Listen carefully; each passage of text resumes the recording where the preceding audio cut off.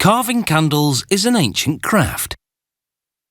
It involves layering different coloured waxes and then carving designs that expose those colours and the luminous core. It's hard to beat the radiant beauty of a carved candle, but we'll try not to wax lyrical about it.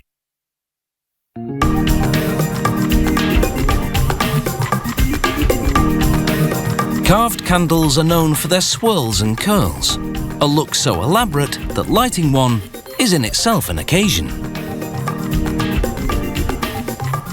They start with vats of hot wax in various colours. The candle maker stirs them to circulate the specially formulated dyes.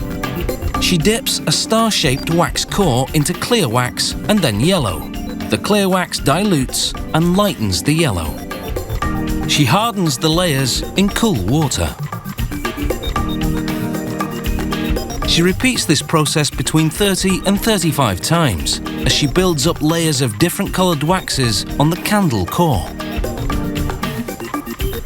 As the dipping continues, the candle becomes warmer and softer, which will allow it to be carved. The quick dips in water only cool the outer layers. Part-way into the dipping, she deepens the grooves in the candle. She resumes dipping and keeps a close watch on the temperature of the water and the wax. If the candle absorbs too much heat, it will become too soft to carve, but if it's too cool, it becomes too rigid to carve. Achieving the right consistency is crucial.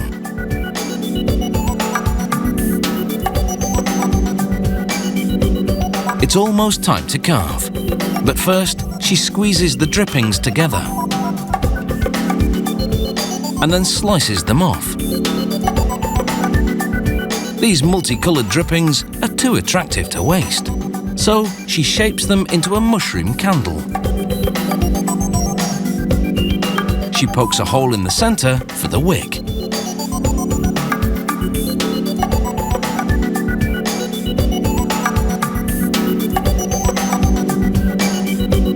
She has just 15 minutes to carve the main candle, or it will be too hard to work with.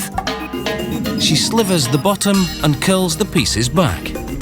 It peels back the layers of colour for an eye-catching display. She dunks the row of curls in water to harden them a bit, so they won't sag.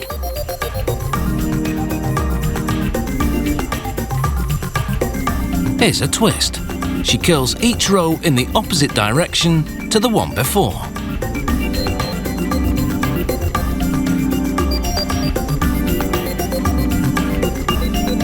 She carves a total of 4 rows and curls the last slivers up rather than down.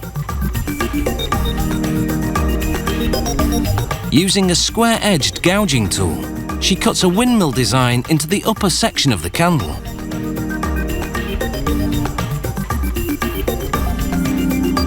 Then, she shapes the wax cutouts into a deck for the windmill.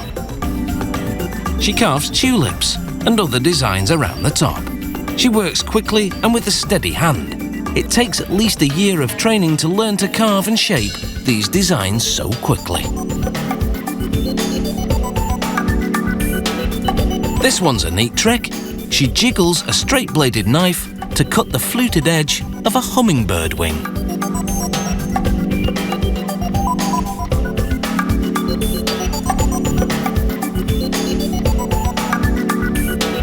One last character and this carving job is complete.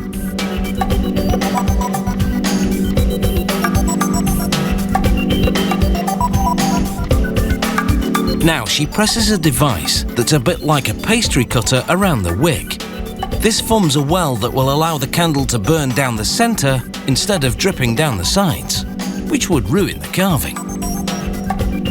She spins it in a hot pan to melt the bottom so that it's level.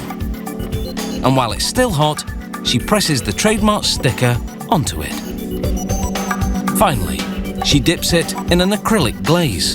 This seals everything to the candle and protects the finish. Once lit, the light from the clear core shines through the designs for real glowing beauty. never slow up, no I don't take shit, I got no